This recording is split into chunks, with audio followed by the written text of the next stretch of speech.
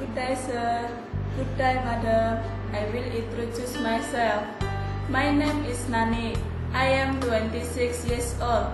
I am married. I have one child. I am Muslim. My last education is senior high school. I come from Banyuwangi, East Java. I have two sisters. I am the first child. In the training center, I learned general housework, how to use household electronics, how to take care for baby and old people. I also learned how to cook Chinese food like steamed fish, fried veggies, fried noodles, make porridge and make soup. Madam and sir, I can cook pork, but I don't eat pork. I am not afraid of dogs. I have experience working in Singapore.